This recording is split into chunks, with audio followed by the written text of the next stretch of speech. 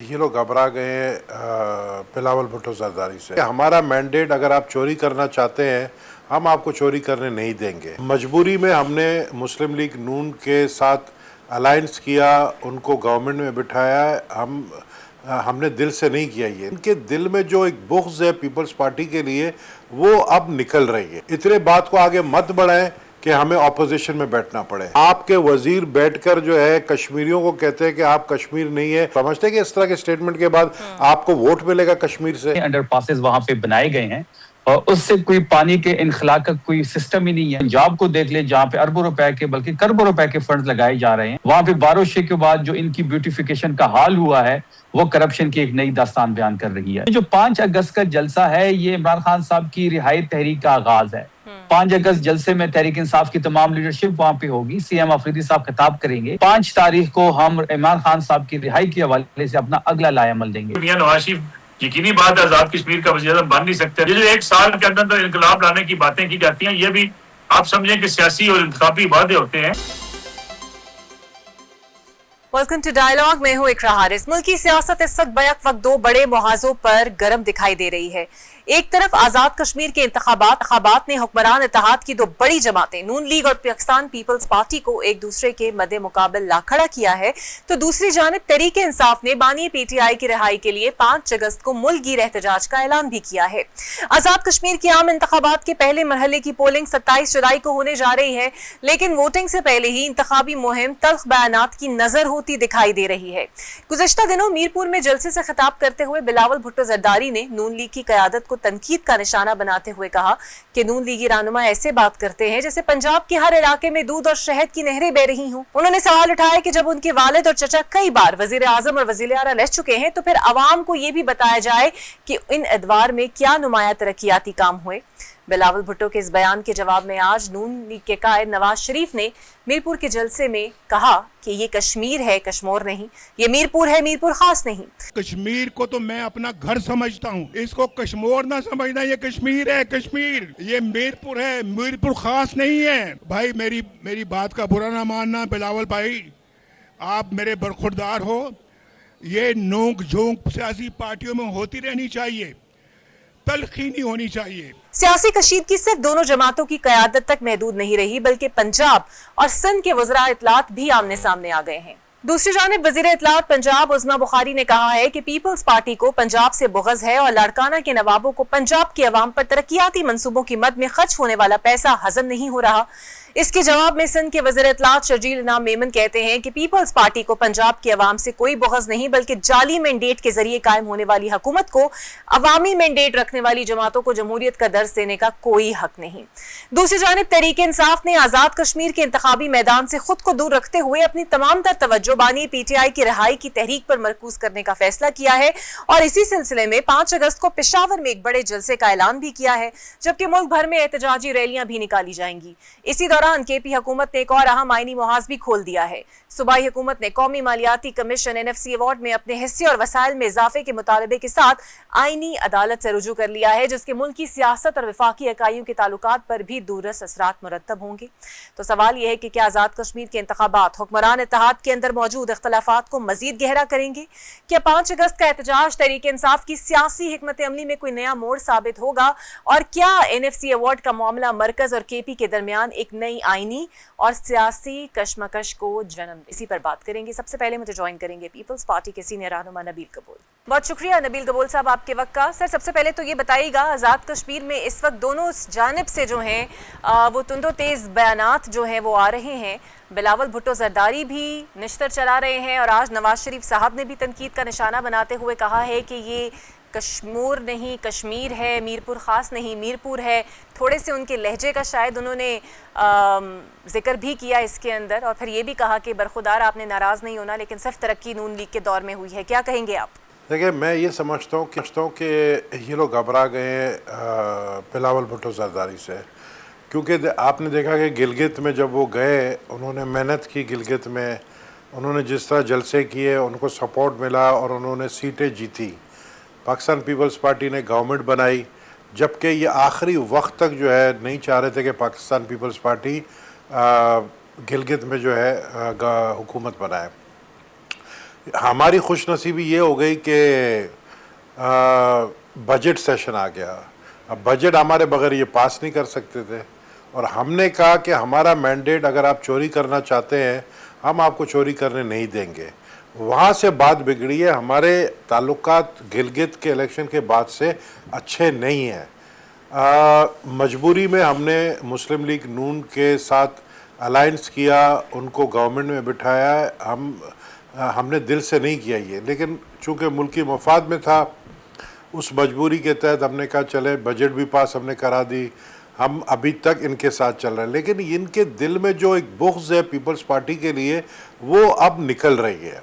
अब मैं ये नहीं कहूँगा कि आस्ते आस्ते निकल रही है, बड़ी तेज़ी से निकल रही है। उनकी लीडरशिप मिसाल देते हैं कि पंजाब की सड़कों के साथ जो है वो सिंध की सड़कों को आप जो है कंपेयर करें, कराची की सड़कों के साथ लाहौर की सड़कों को कंपेयर करें। चीफ मिनिस्टर साहिबा बोलती है। मुझे दुख ये होता है कि जब अभी ये मानसून की बारिशें हुई हैं, आप देखेंगे कितनी तबाही हुई है पूरे पंजाब के अंदर। आपके शहर डूब गए। आज तक पानी जो है वो पंजाब के बड़े बड़े शहरों में खड़ी है, आप कुछ नहीं कर पा रहे हैं। आप मिसाल देते हैं सिंध की, आप मिसाल देते हैं लाहौर की। देखें, आप लोग ये बात माने कि मुस्लिम लीग नून जो है वो रायविंड की और लाहौर की पार्टी है। पंजाब में आप दुनिया जानती है कि पंजाब में कौन जीता है और किसको इक़्तिदार मिला है, ये दुनिया को पता है। ये बताने की ज़रूरत नहीं, अभी तो बच्चे भी समझते हैं।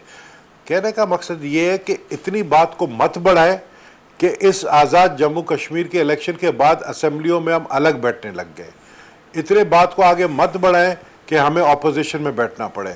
हमें देखें ना, इस वक्त मुस्लिम लीग नून को सपोर्ट अगर चाहिए हुकूमत में रहने के लिए, तो वो इस तरह की बातें, अब आप देखें राना सनाउल्लाह ने कह दिया जी पीपल्स पार्टी की बात आती तो करप्शन ही करप्शन आती। सर, इस वक्त पाकिस्तान में सर ये भी बताइएगा कि मेमन साहब और आपके पीपल्स पार्टी के कई रहनुमा ये कहते हैं कि जनाब ये फॉर्म 47 की पैदावार है, हकीकी मैंडेट इनके पास नहीं है, बार बार कहते हैं, आप भी इशारतन कह देते हैं। सर फिर सवाल ये है कि फिर आप लोग क्यों इनके साथ इत्तेहाद में हैं? अलग हो जाएं, ऑपोजिशन बेंच पर बैठे, टफ टाइम दें इनको।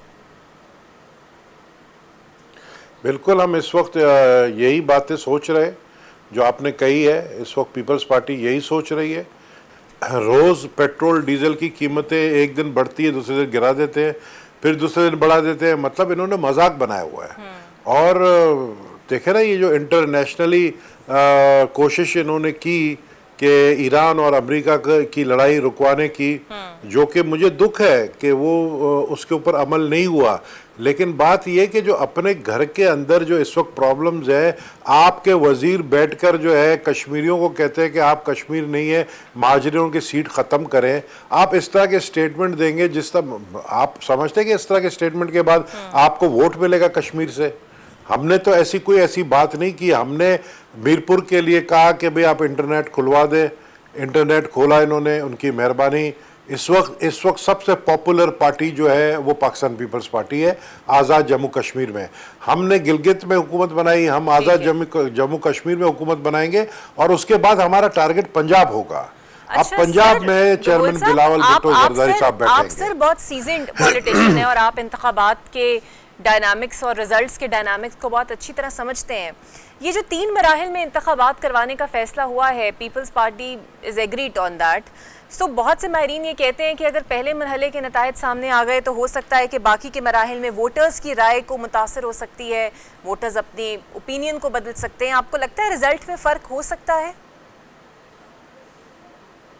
देखिए, पहले भी पाकिस्तान में ऐसा हुआ है कि नेशनल असेंबली के इलेक्शन अलग होते थे और सूबाई असेंबली के इलेक्शन अलग होते थे। उस वक्त भी ये कहा जाता कि नेशनल असेंबली के इलेक्शन के हवाले से फिर वो सूबाई असेंबली की जो है वो इलेक्शंस होती है। लेकिन मजबूरी है, ज़ाहिर है ये कोई नहीं चाहेगा कि आज़ाद जम्मू कश्मीर में 3 फेसेस में हो। भारत में भी ऐसा होता है, तो 2-3 फेसेस में हो या 4 फेसेस में हो, इनको सीटें नहीं मिलेगी, ये जानते हैं। लेकिन इनका पोल खुल गया है। अब ये क्या समझते कि इस तरह की बातें करने के बाद क्या हम आपस में बैठ सकेंगे? मुझे नहीं लगता हम आपस में बैठ सकेंगे। आपको दोबारा कश्मीर से निकल के इस्लामाबाद आना है और आपको वफाकी हुकूमत चलाना है।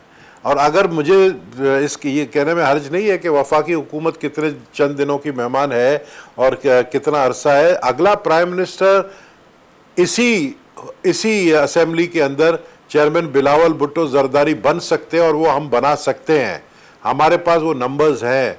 तो हमें इतनी ज़्यादा दीवार से ना लगाएं या हमें इतना ज़्यादा गुस्सा ना दें या इस तरह की बातें ना करें कि कल को जो है हमारी राय भी अलग हो और हम हुकूमत से बाहर आ जाएं। नबील साहब, सिंध को फसल उतरने के 3 माह बाद ही गंदम की ज़रूरत पड़ गई है और आखिर सवाल उठ रहे हैं कि मुल्क की गंदम गई कहाँ। पंजाब पे भी सवाल हैं और सिंध पे भी। आप क्या इस हवाले से बताएंगे कि सिंध का आखिर इशू क्या है? नहीं, सिंध का गंदम के हवाले से इशू नहीं है। इशू जो ओवरऑल मेरे ख्याल में पाकिस्तान का कि सिंध में है, पंजाब में, हर जगह गंदम गई कहाँ, गई एक्सपोर्ट तो नहीं हो रहा है। ये जो स्ट्रेट ऑफ हॉर्मुज़ जो है वो बंद हो गया है, आपको पता है, अभी तक बंद है, कोई इंपोर्ट नहीं हो रहा है, कोई एक्सपोर्ट नहीं हो रहा है। तो ये कहना कि ये बाहर बेच दिया है, मैं नहीं समझता हूँ। लेकिन ये सवाल आप वफाकी हुकूमत से भी करें ना, वफाकी हुकूमत के मिनिस्टर ऑफ फूड से करें, क्योंकि उनको जो है बताना कि गंदम कहाँ गई है।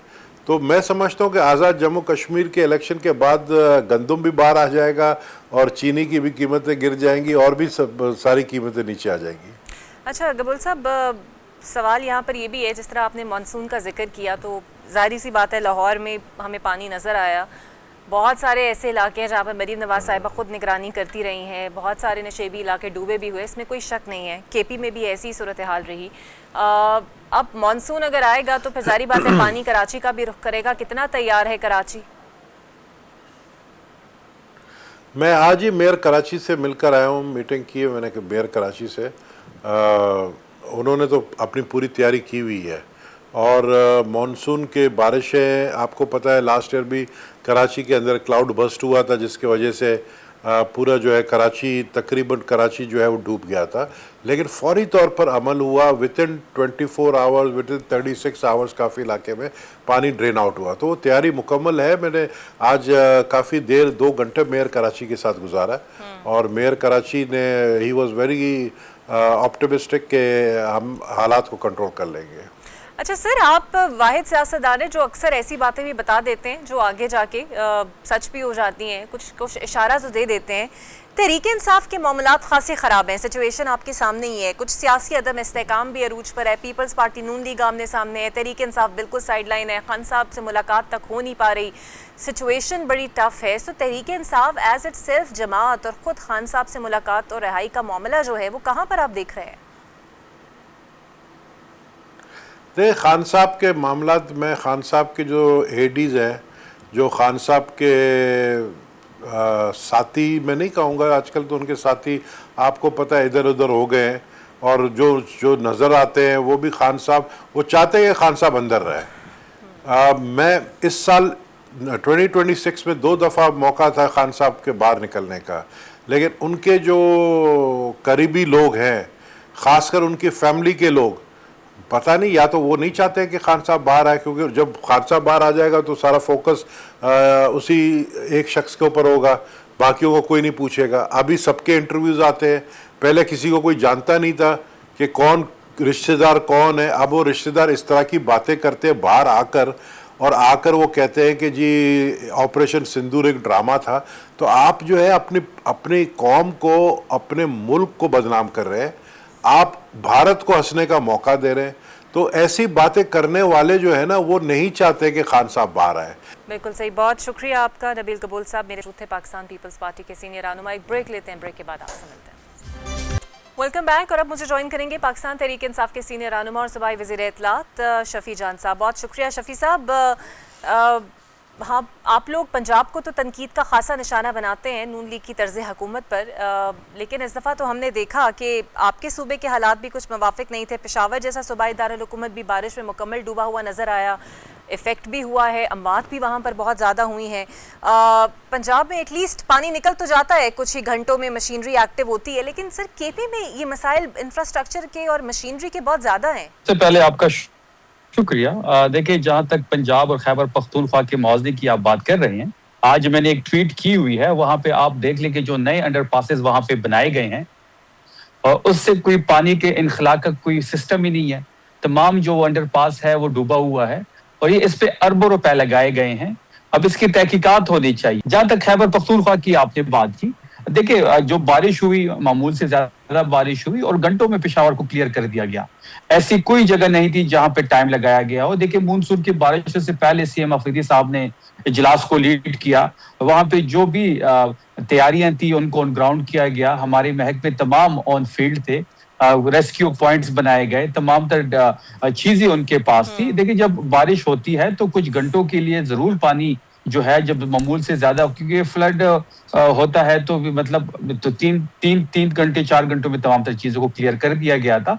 लेकिन अगर आप दूसरे साइड पे पंजाब को देख ले, जहां पे अरबों रुपए के बल्कि करोड़ों रुपए के फंड लगाए जा रहे हैं, खजाने के मुंह खोले हुए हैं, वहां पे बारिश के बाद जो इनकी ब्यूटिफिकेशन का हाल हुआ है वो करप्शन की एक नई दास्तान बयान कर रही है।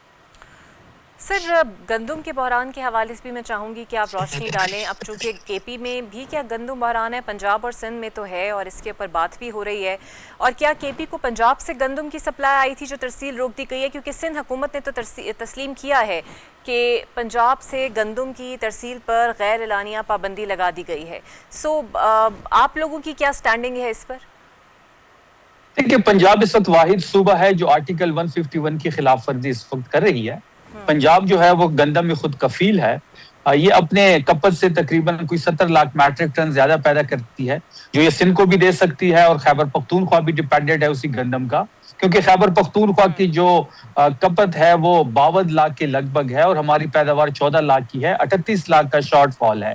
अब ये आपने देखा होगा कि अफरीदी साहब ने एक इजलास बुलाया जिसमें गवर्नर खैबर पख्तूनख्वा थे, जिसमें बाद साहब जो कि अपोजिशन लीडर है, नून लीग से ताल्लुक है, स्पीकर खैबर पख्तूनख्वा मौजूद थे और इशू जो था वो सीएनजी सेक्टर को गैस देने का था और गंदम की तरसील का था। फिर इसी चीज को अफरीदी साहब ने एनईसी की जो इजलास था वहां पे उठाया। पास्को के साथ एक हमारा मुआहिदा था जो कि खैबर पख्तूनख्वा की और अफरीदी साहब की एक कामयाबी थी कि जो पुराने रेट्स पे जो मुआहिदा पास्को के साथ हुआ था उसको बहाल किया गया एनईसी में और गंदम की तरसील की बात वहां पे की गई और उन्होंने कहा कि किसी किस्म की कोई चौकी नहीं लगाई जाएगी। लेकिन उसके बावजूद इस वक्त ना कोई आटे का एक बैग या कोई गंदम की एक गाड़ी खैबर पख्तूनख्वा नहीं आ सकती। इन्होंने नाके लगाए हुए हैं बॉर्डर्स पे। अब बत्ताखोरी वहां पे हो रही है, लोगों से पैसे लिए जा रहे हैं और ये पैसे ऊपर तक जा रहे हैं और इसमें हुकूमती अरकान नून लीग की भी मुलविस है और आर्टिकल 151 की भी खिलाफ वर्जी हो रही है। तो सर आप लोगों ने इस पे सोचा है कि आप लोग वफाक से इस हवाले से बात करेंगे? देखिए वफाक से तो हमने बार बार बात की। हमने एनईसी के इजलास में ये बात उठाई। हमने यहाँ पे बैठ के मुश्तरका एक प्रेस कॉन्फ्रेंस भी की। गवर्नर साहब मौजूद थे जो कि फेडरल के नुमाइंदे हैं, नून लीग से ताल्लुक रखते हैं, इबाद साहब वो मौजूद थे। उन्होंने कहा कि जी हम बिल्कुल सेंटर से बात करेंगे, फेडरल हुकूमत से बात करेंगे। ये फिर वहां पे गई भी है लेकिन इनकी बात भी नहीं मानी गई। और इससे एक चीज और चीज भी कि आपको याद होगा कि पिछले दिनों फाटा जो कि साबका मालाकंड डिवीजन की मैं बात कर रहा हूँ और फाटा जो कि जम अजला है, उन पे जो टैक्स था उसका इशू बना हुआ था। इन्होंने उस पर टैक्स इम्पोज किया गया है। इनके साथ ये मुआहिदा हुआ था और स्पेसिफिक पीरियड रखा गया है कि इस पीरियड तक इन अजला से कोई टैक्स की वसूली नहीं होगी। लेकिन उस बावजूद उन अहकामात की भी और उन मुआहिदों की खिलाफ वर्जी फेडरल गवर्नमेंट कर रही है। फिर ये कहा गया कि जो सेल सर्विस टैक्स है जो कि खैबर पख्तूनख्वा वसूल करती है वो विड्रॉ की जाए। यहाँ पे ग्रैंड जिरगा किया गया, अफरीदी साहब ने उसको लीड किया, गवर्नर साहब मौजूद थे, तमाम सियासी कुव्वतें वहां पे मौजूद थी। तो अफरीदी साहब ने ऐलान किया, उसका नोटिफिकेशन भी हो गया कि जो टैक्स था उसकी जो खैबर पख्तूनख्वा का सर्विस सेल टैक्स था उसको विड्रॉ कर दिया गया। लेकिन फेडरल हुकूमत ने अभी तक वो टैक्स विड्रॉ नहीं किया। जब भी इनकी हुकूमत कायम होती है सेंटर में, खैबर पख्तूनख्वा इनका निशाना होता है। अच्छा सर, 5 अगस्त को आप लोगों ने एहतजाज की भी कॉल दी हुई है। कोई हिकमत अमली अभी आप लोगों की तरफ से वाज़े नहीं हुई है? एहतजाज होगा, रैलियां होंगी, कैसे आप लोग इसको प्रोसीड करेंगे, क्या मुख्तलिफ होगा? वैसे तो आप लोगों ने पेशावर में भी गालिबन जलसे का ऐलान किया है, तो अपनी ही जगह पे पावर शो का आपको लगता है कुछ इम्पैक्ट पड़ेगा? असल बात तो तब है जब आप अपने सूबे से बाहर निकले और एक पावर शो शुरू करें। देखिए ये सवाल आपका इस तरह नहीं होना चाहिए था। ये सवाल आपका गवर्नमेंट से बनता है कि आप तहरीक इंसाफ को पंजाब में, सिंध में या बलूचिस्तान में एनओसी क्यों नहीं दे रहे? 9 मई के बाद 2 दफा हमें पंजाब में एनओसी मिली, एक संजानी के मैदान पे और एक लाहौर के एक साइड एरिया में। फिर लाहौर के जलसे में आपने देखा होगा कि माइक छीने गए, टाइम से पहले लाइटें तोड़ी गई और उसके अलावा तहरीक इंसाफ को कोई एनओसी नहीं मिली। ये जो 5 अगस्त का जलसा है ये इमरान खान साहब की रिहाई तहरीक का आगाज है। 5 अगस्त जलसे में तहरीक इंसाफ की तमाम लीडरशिप वहां पे होगी। सीएम अफरीदी साहब खिताब करेंगे। जो हमारी तहरीक तहफ़्फ़ुज़ आईन पाकिस्तान के एक कोलिजन है, अलायंस है, उनकी जो क़यादत है वो वहां पे मौजूद होगी। और 5 तारीख को हम इमरान खान साहब की रिहाई के हवाले से अपना अगला लाएअमल देंगे। बहुत शुक्रिया शफी जान साहब आपका। देखते हैं कि आज़ाद कश्मीर में किस जमात का पलड़ा भारी रहता है। एक ब्रेक लेते हैं, ब्रेक के बाद आपसे मिलते हैं। वेलकम बैक जी। मुझे ज्वाइन करेंगे सीनियर सहाफ़ी हैं, तज्ज़ियाकार हैं, एंकर पर्सन है नसरुल्लाह मलिक साहब। बहुत शुक्रिया मलिक साहब। सर, ये जो आज़ाद कश्मीर के इलेक्शन करीब आते ही ये जो लफ्जी गोलाबारी अपने अरूज पर पहुंच जाती है और लगता है ऐसे है कि दोनों टीम्स में मुखालिफ खिलाड़ी आमने सामने हैं, ये कहीं फ्रेंडली ऑपोजिशन है पर्दे के पीछे, या सिर्फ अवाम को बेवकूफ़ बनाने के लिए सब कहा जाता है? समझता हूँ कि हमें एक बात समझनी चाहिए कि दो सियासी जमातें हैं, एक है पाकिस्तान पीपल्स पार्टी, एक है मुस्लिम लीग नवाज।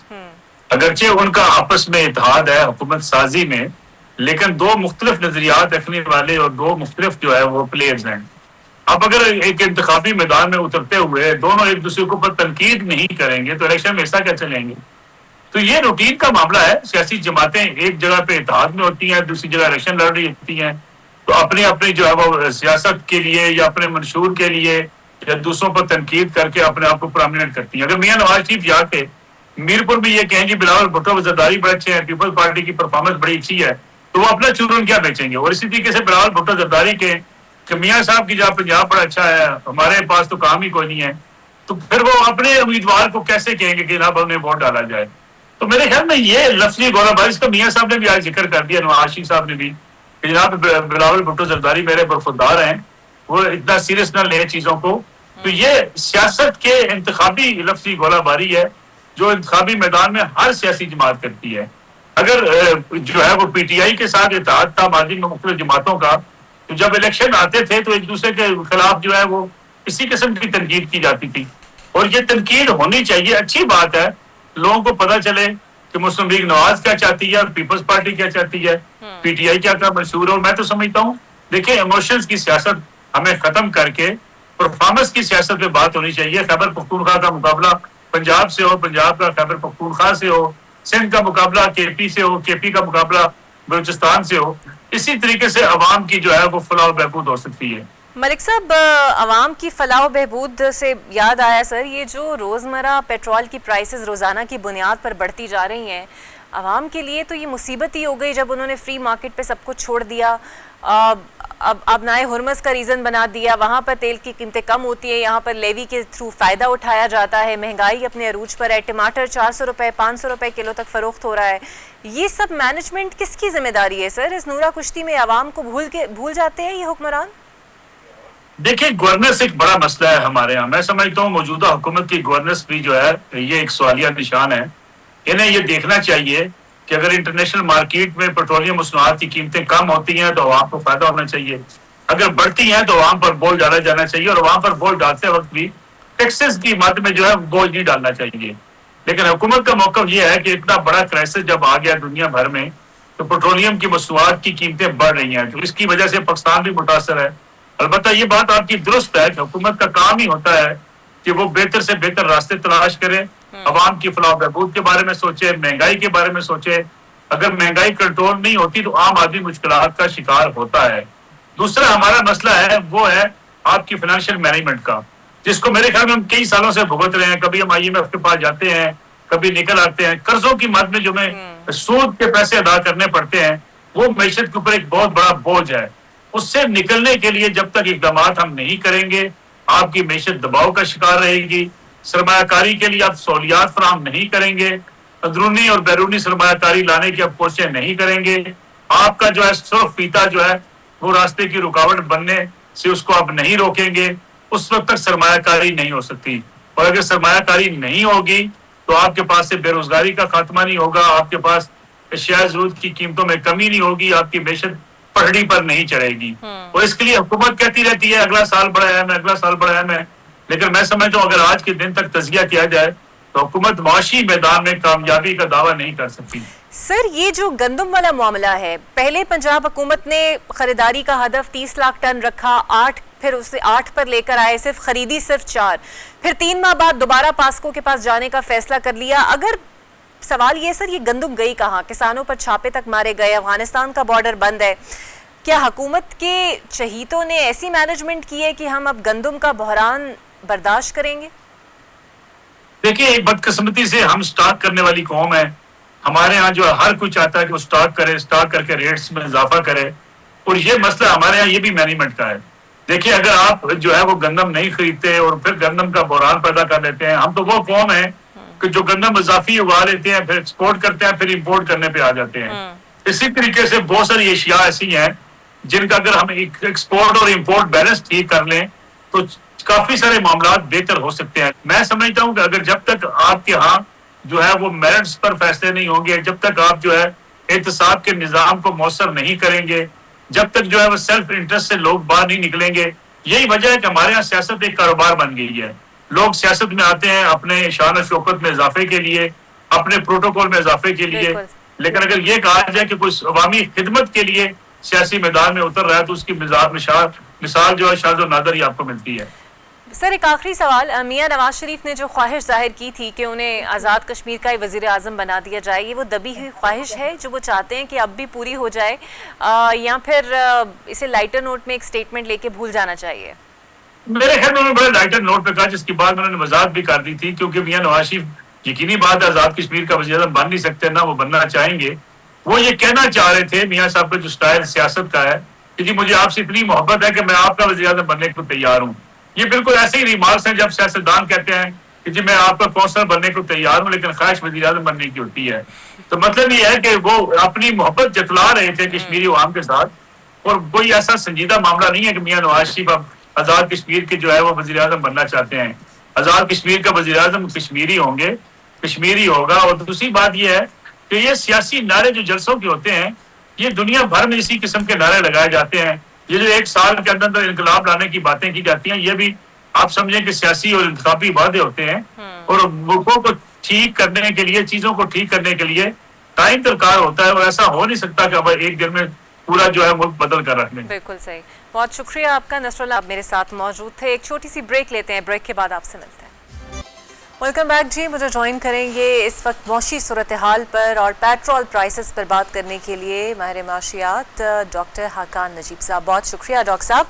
सर, ये जो फार्मूला आवाम पे थोपा गया है, वैसे तो वर्ल्ड वाइड हो रहा है ओगरा की तरफ से, लेकिन आपको नहीं लगता कुछ ज़्यादा ही हो रहा है? क्योंकि रोज़ाना की बुनियाद पर रद्दोबदल कन्फ्यूजन भी पैदा कर रही है, आवाम अलग पिस रही है और कोई पूछने वाला भी नहीं है। देखिए, फर्स्ट आई एक्सप्लेन कि हुआ क्या है। देखिए, पाकिस्तान इससे पहले एक 7 दिन की प्राइसिंग कर रहा था। इसका क्या मतलब है? हम 7 दिन की मूविंग एवरेज लेकर, रोलिंग एवरेज लेकर एक प्राइसिंग कर रहे थे। हम अब भी वही कर रहे हैं। The only difference is कि हम ये प्राइस अब पास ऑन रेगुलर बेसिस पे डेली कर रहे हैं rather than doing it weekly.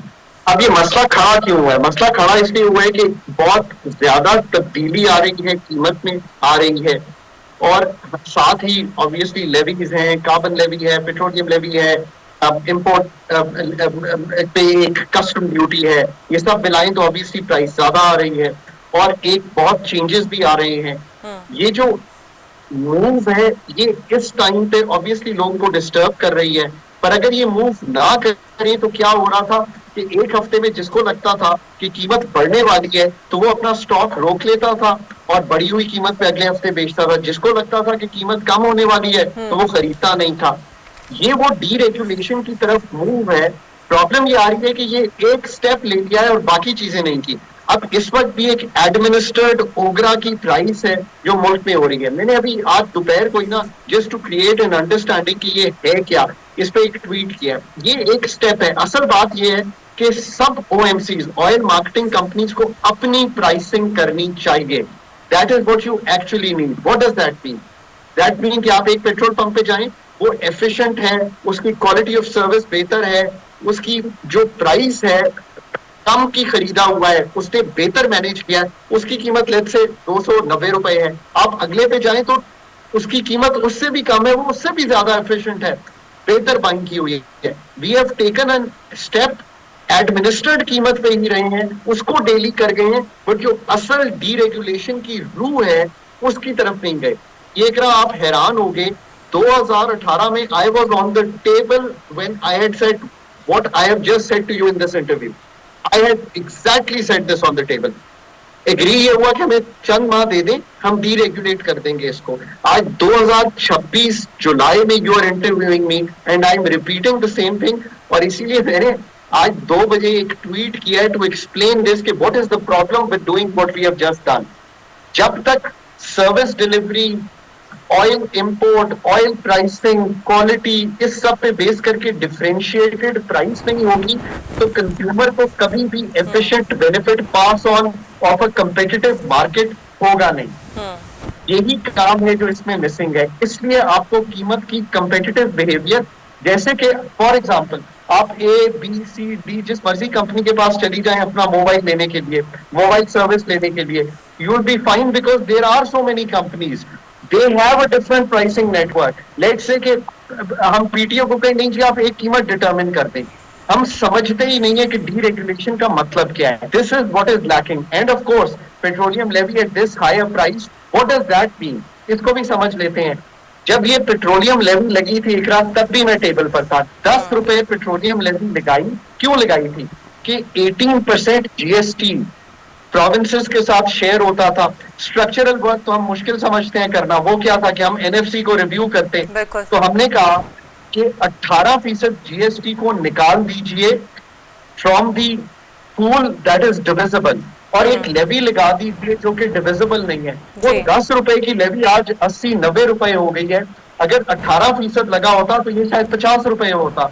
लेकिन अगर हम हुकूमत पेट्रोलियम को फ्री मार्केट में छोड़ने का दावा कर रही है तो डीजल पर तो अभी भी इजादारी कायम है, मतलब पीएसओ का कंट्रोल भी है, इजादारी है। ये किस किस्म की डीरेगुलेशन है? आप बिल्कुल सही कह रही हैं।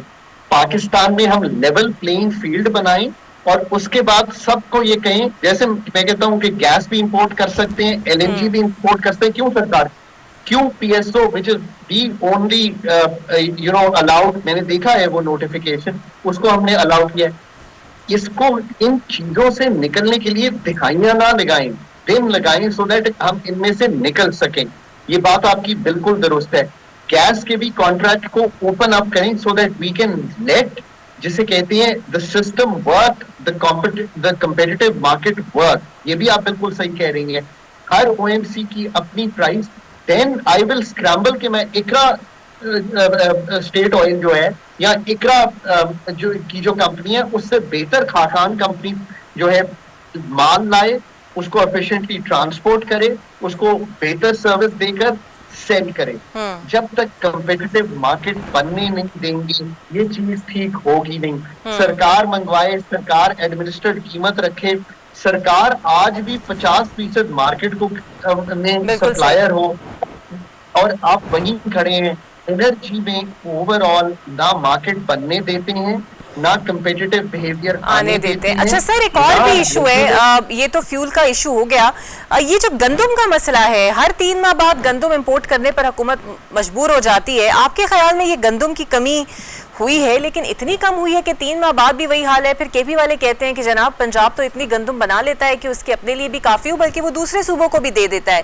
ये मिसमैनेजमेंट किसकी है, कहाँ से इसकी शुरुआत होती है, किसकी जिम्मेदारी है ये? You know, agriculture is my favourite subject. अगर कभी पाकिस्तान को हमने आईएमएफ से निकालना है तो एग्रीकल्चर की पैदावारी सलाहियत will be the key. I am going to explain this and then go on to wheat also. ये इससे रिलेटेड पाकिस्तान 10 अरब डॉलर की एग्रीकल्चर इंपोर्ट करता है, जिसमें व्हीट, अदर प्रोडक्ट सब शामिल है जब हम कर लेते हैं, और 6 अरब डॉलर की एक्सपोर्ट करता है। और आप मुझे कहती है कि हम तो ज़रई मुल्क हैं, हमारे 5 रिवर्स हैं जिनकी बहुत अच्छी पाकिस्तान में वाटर है, हमने हर तरह की क्रॉप, खरीफ क्रॉप्स हम उगाते हैं, और आज भी 4 अरब डॉलर शॉर्ट हैं in terms of trade.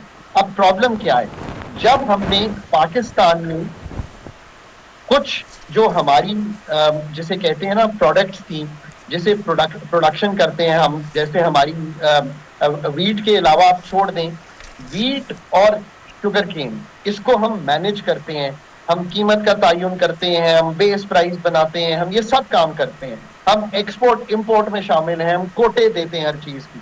Rice में हम ये काम नहीं करते, मेज में हम ये काम नहीं करते, कॉर्न में हम ये काम नहीं करते। जिस चीज में नहीं करते, कॉटन, व्हीट और राइस और शुगर, इन तीनों में इंटरवीन करते हैं। बिल्कुल सही। पॉलिसी कोऑर्डिनेशन फेलियर होता है जब भी सरकार इंटरवीन करती है। प्रोडक्शन फोरकास्टिंग का फेलियर होता है, प्रोक्योरमेंट पॉलिसी का फेलियर है, इन्वेंट्री मैनेजमेंट का फेलियर है। क्यों? क्योंकि मार्केट सिग्नल्स को फ्लो नहीं करने देते कि इतनी राइस एक्सपोर्टेबल अवेलेबल है। फार्मर्स जो है एक प्रिडिक्टेबल प्राइसिंग पे जिसके फ्लोर को सरकार सेट कर रही है, ये पॉलिसीज बनाते हैं, तो कोई लॉन्ग टर्म प्लानिंग होती नहीं है। और फेडरल और प्रोविंशियल गवर्नमेंट जो हैं वो इस वैल्यू चेन को मैनेज कर रही होती हैं। खुदारा पाकिस्तान से ही समझिए, राइस, मेज, कॉर्न जिस चीज से निकलते चले गए हैं, ये मार्केट उसको बनाती चली गई है। अब हम IMF की ईमा पर इस पे से ऐसे निकले which created a condition of discomfort in Pakistan। इस पूरी चीज को एग्रीकल्चर सेक्टर का रिफॉर्म, और सबसे बड़ा रिफॉर्म आपके सामने रखूं, फेडरल गवर्नमेंट को एग्रीकल्चर मिनिस्ट्री अपने पास नहीं रखनी चाहिए। क्यों नहीं रखनी चाहिए? 18वीं तरमीम के मुताबिक ये प्रोविंसेस का सब्जेक्ट है। Let them compete, let them produce. Planning commission के लेवल पर आप एक मेंबर एग्रीकल्चर के थ्रू इसकी कोऑर्डिनेशन कर सकते हैं, बट वहां पर बैठकर प्रोक्योरमेंट पॉलिसीज और इस चीज का इजरा करना कि कितनी आएगी कितनी जाएगी, इसे सूबों को दे देना चाहिए। बिल्कुल सही। बहुत शुक्रिया डॉक्टर खाकान नजीब साहब आपका। चाहे वो गंदम का मसला हो, चाहे फ्यूल प्राइसेस का मसला हो, चाहे बढ़ती हुई महंगाई हो, आवाम के लिए सिर्फ मुश्किलात ही मुश्किलात है। मुझे दीजिए इजाजत, अल्लाह हाफिज।